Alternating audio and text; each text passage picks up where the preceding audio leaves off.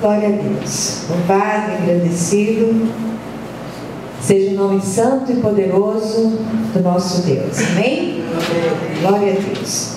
Meus amados, vamos abrir nossa Bíblia hoje no Evangelho de Lucas, capítulo 18.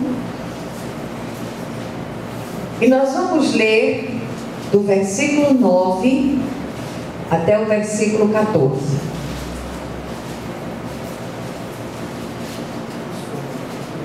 Lucas, capítulo 18, do versículo 9 até o versículo 14. Amém? Amém. Glória a Deus. Então diz assim a palavra do Senhor.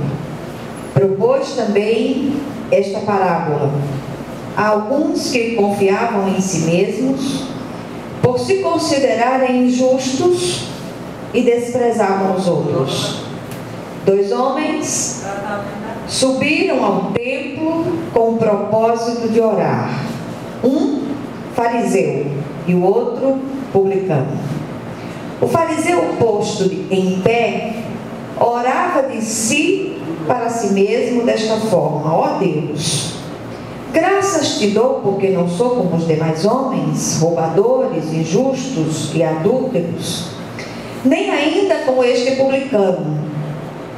Jejuo 2 vezes por semana e dou o dízimo de tudo quanto ganho.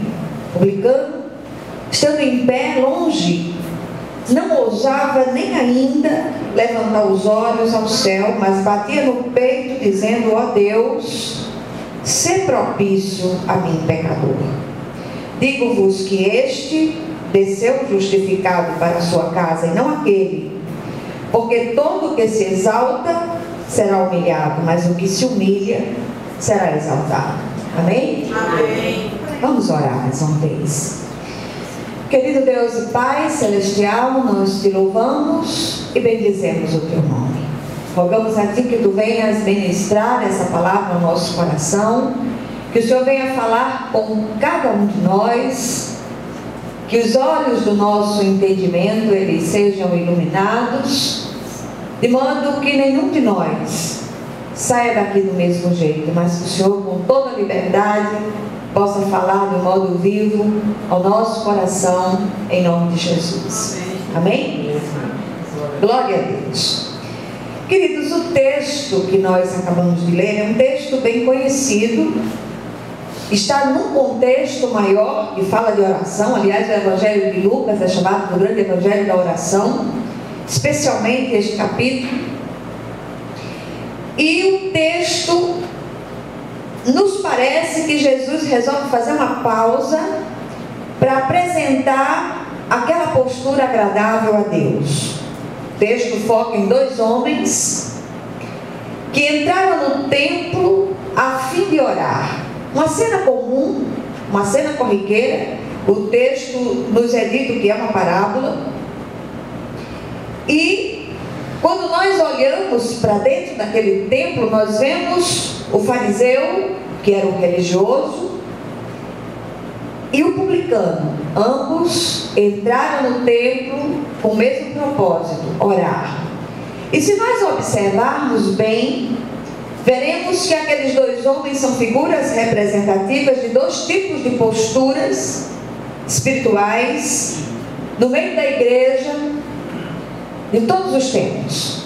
Alguns teólogos vão um pouquinho mais além, falam de 2 dispensações, mas eu não queria entrar nesse mérito. Eu queria chamar a atenção para essas 2 posturas que são também representativas de 2 tipos de posturas espirituais que nós encontramos dentro das igrejas. Quando nós olhamos cuidadosamente para os evangelhos, nós descobrimos que as pessoas para com as quais Jesus teve palavras mais duras foram exatamente aquelas pessoas que tinham uma postura religiosa.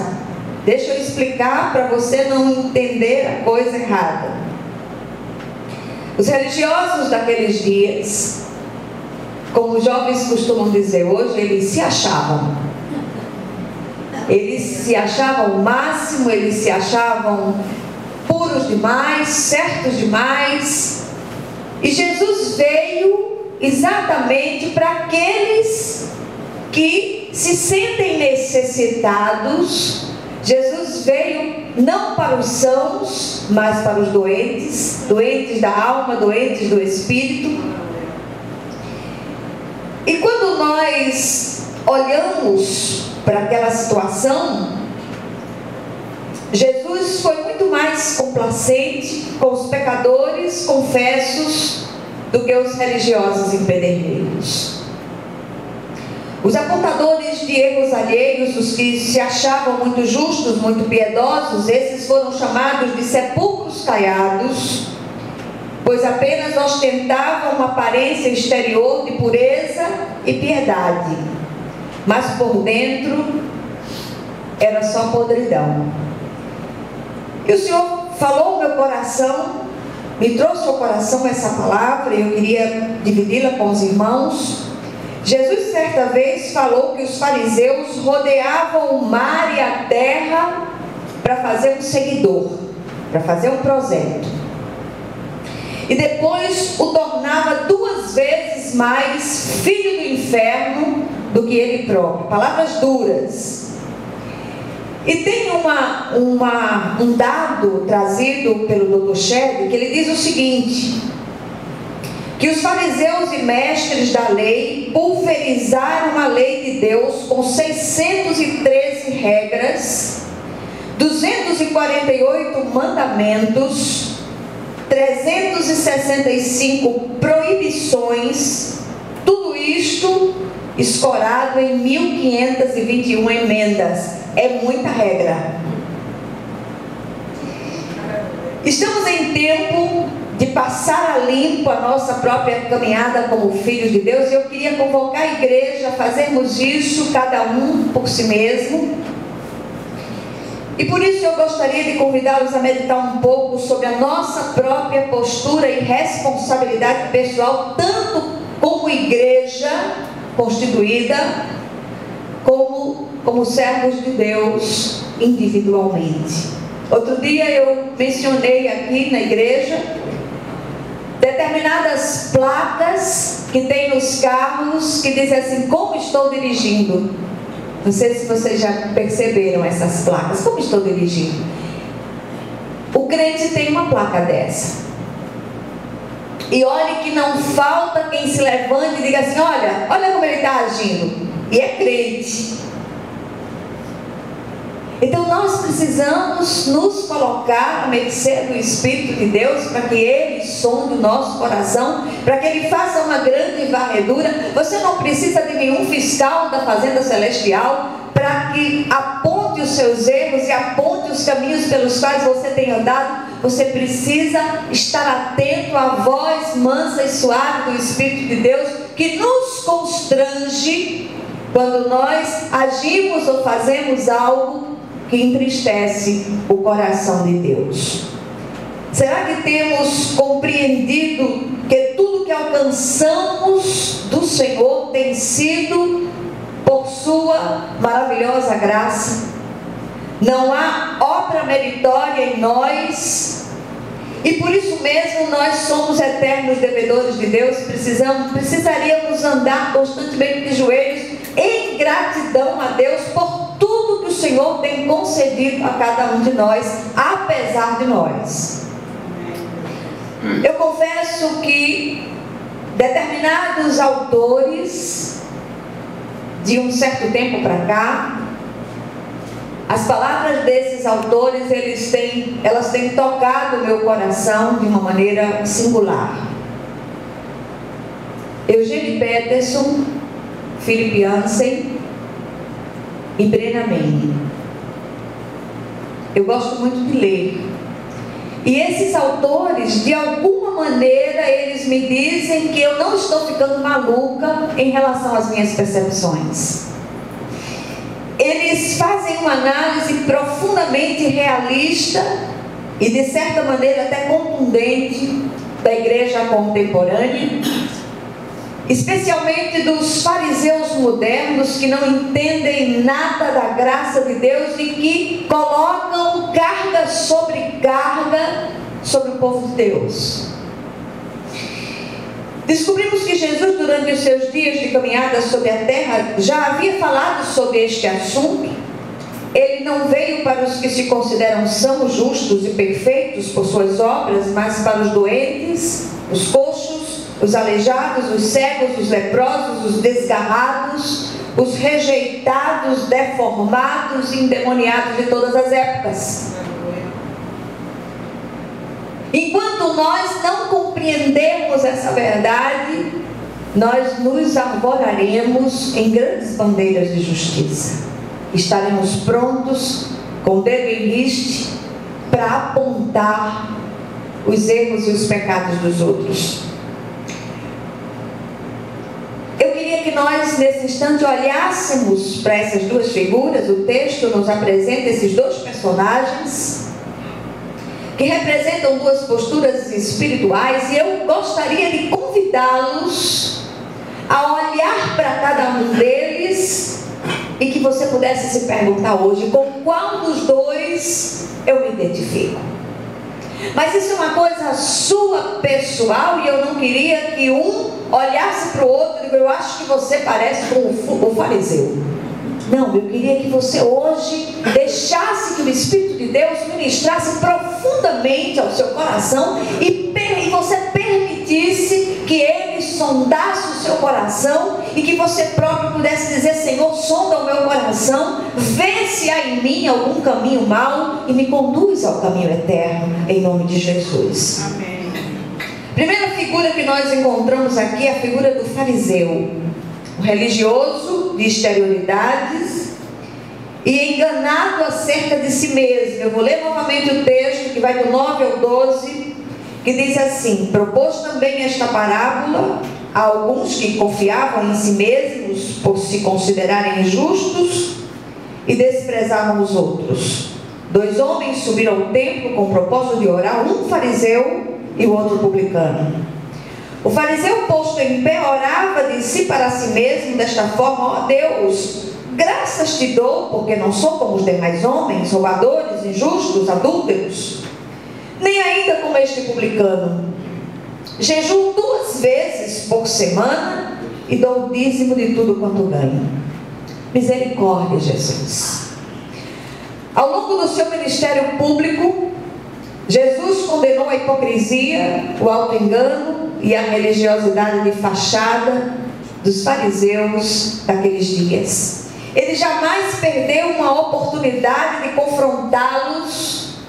O Senhor os descreveu como guias cegos, serpentes, sepulcros caiados, raça de víboras e hipócritas.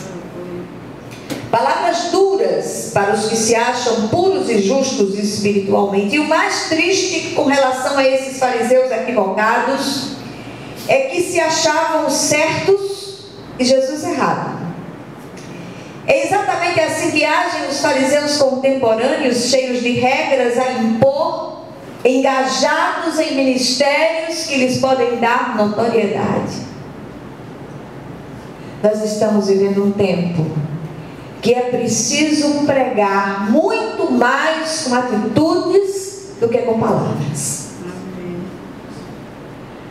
Quem está lá fora não aguenta mais ouvir sermões, não aguenta mais ouvir regras impostas, mas o povo de Deus precisa fazer a diferença aonde quer que esteja.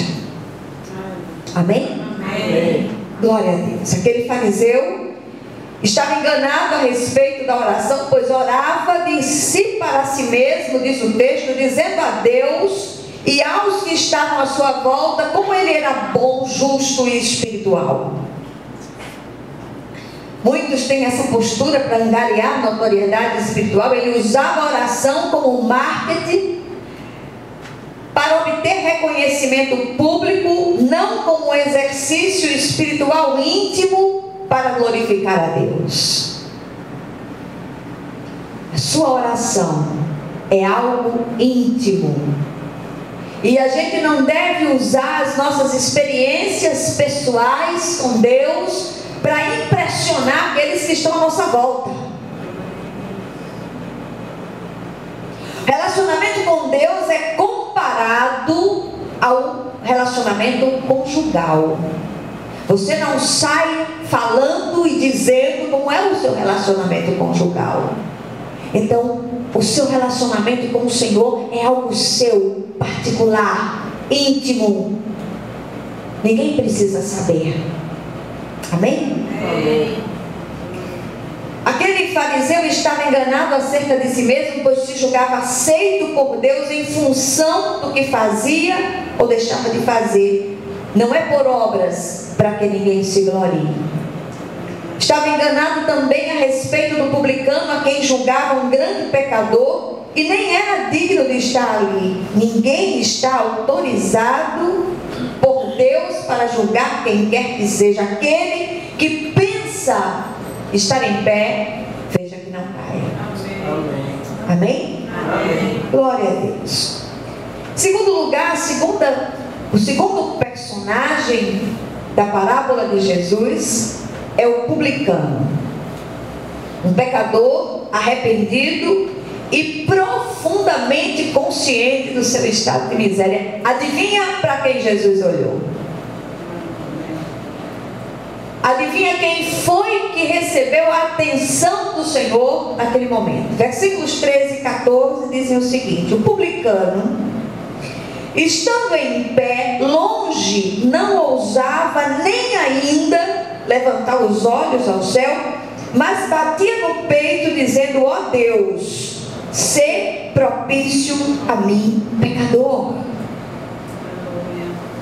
Digo-vos que este desceu justificado para a sua casa, e não aquele, porque todo o que se exalta será humilhado, mas o que se humilha será exaltado. Amém. Amém? Glória a Deus. Dentro da cultura judaica daqueles dias, os publicanos eram considerados os piores pecadores, pois cobravam impostos dos seus compatriotas judeus para os ímpios romanos, chegando muitos a enriquecer ilicitamente, como aconteceu com Zaqueu. O que há de diferente nesses dois homens, visto que ambos entraram no templo com o mesmo propósito de orar?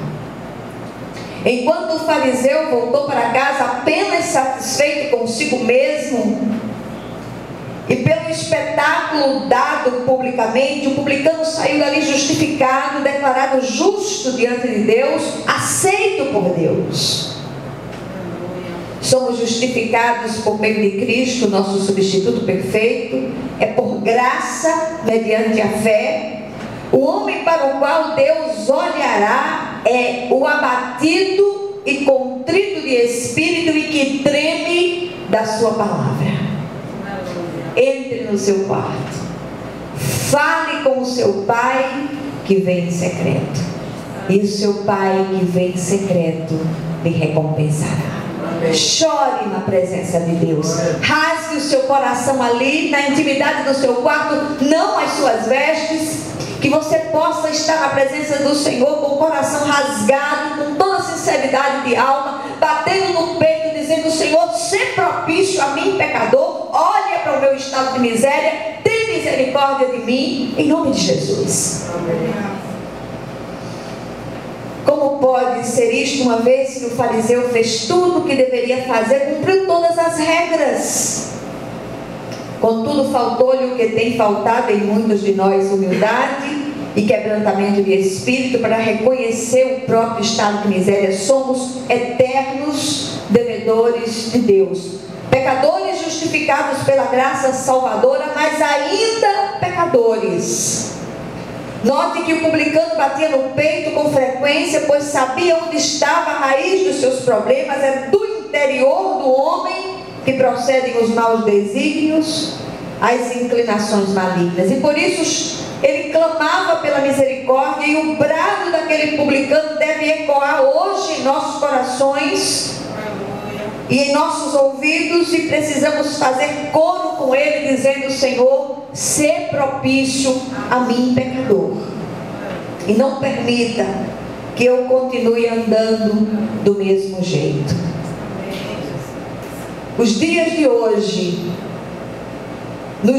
hoje não há lugar para os religiosos. Ou você é um servo de Deus, ou você é um cristão cheio da graça de Deus, que aonde você chegar, a presença de Deus se manifeste.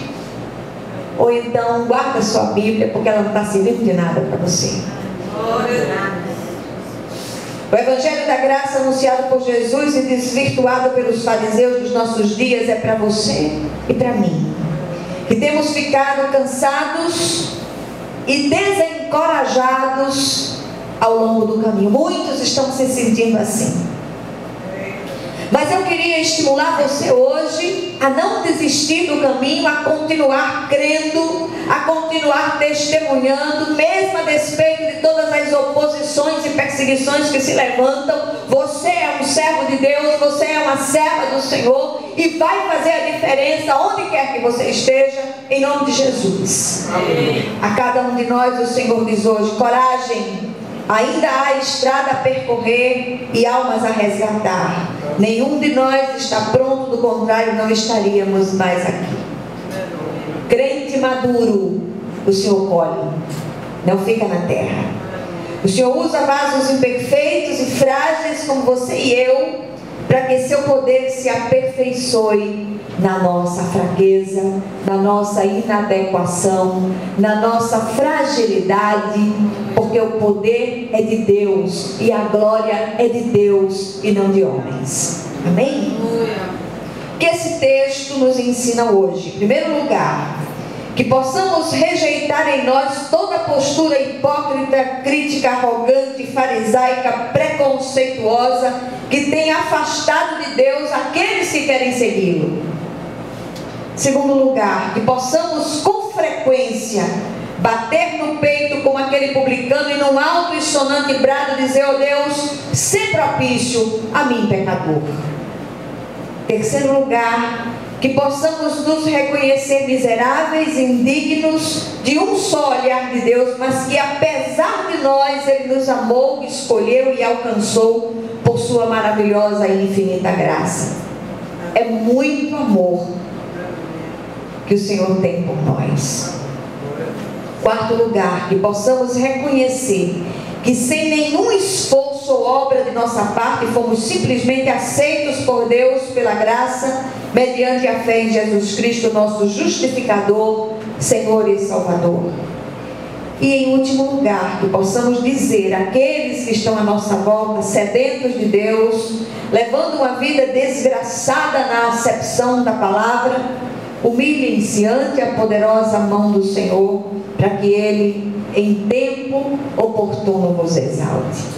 Confesso aos irmãos que tenho andado cansada de ver tanta loucura no meio do povo de Deus, mas que o Senhor possa nos sustentar com a sua mão direita fiel e nos fortalecer nele e na força do seu poder, enquanto o Senhor for servido, e nos conservar com vida sobre esta terra. Amém? Vamos orar uns pelos outros.